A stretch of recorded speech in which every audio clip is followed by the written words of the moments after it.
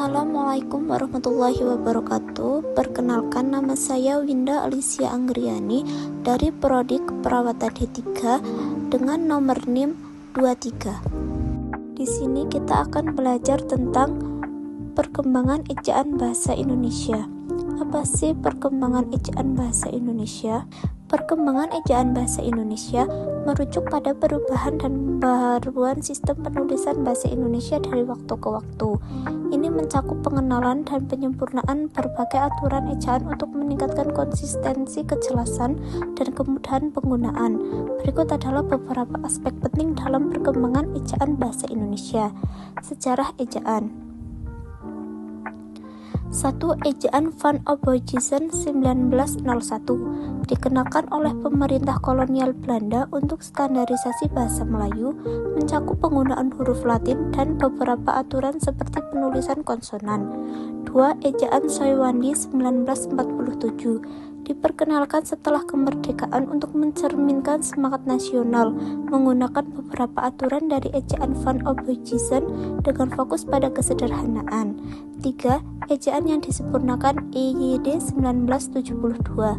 EYD menjadi standar resmi untuk penulisan bahasa Indonesia, memperkenalkan penulisan yang telah konsisten dan jelas, serta pedoman untuk kata serapan dan penggunaan tanda baca. 4. Revisi dan penyesuaian. Penyesuaian EYD dilakukan untuk mengakomodasi perkembangan bahasa, terutama di era digital dan media sosial. 5. Peran lembaga bahasa. Badan Pengembangan dan Pembinaan Bahasa berfungsi untuk mengawasi dan mempromosikan penggunaan ejaan yang benar. 6. Signifikasi. Perkembangan ejaan berkontribusi pada kejelasan komunikasi dan identitas bahasa Indonesia serta mendukung pendidikan dan publikasi. Secara keseluruhan, perkembangan ejaan bahasa Indonesia mencerminkan evolusi bahasa yang responsif terhadap kebutuhan masyarakat dan kemajuan zaman. Dan sejarah perkembangan ejaan bahasa Indonesia menunjukkan perjalanan yang kaya dan dinamis, mencerminkan perubahan sosial, politik, budaya dalam masyarakat. Dari ejaan Van Oboysen yang pertama kali distandarisasi pada awal abad ke-20 hingga ejaan yang disempurnakan EYD yang menjadi acuan resmi. Setiap tahap membawa penyesuaian yang mencerminkan kebutuhan zaman.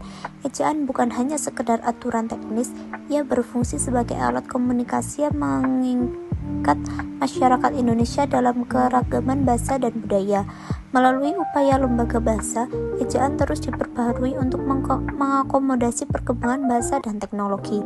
Dengan adanya sistem ejaan yang jelas dan konsisten, bahasa Indonesia dapat berkembang lebih lanjut, menjaga kejelasan komunikasi, dan memperkuat identitas nasional.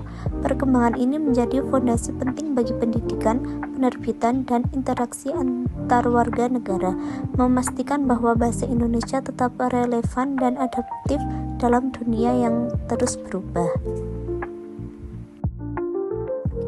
Dan perkembangan ejaan sejarah Indonesia juga adalah sistem penulisan yang mengatur cara menulis kata-kata dalam bahasa Indonesia secara baku dan konsisten. Ejaan ini mencakup aturan tentang penggunaan huruf, penulisan kata, tanda baca, dan tata cara pemenggalan kata.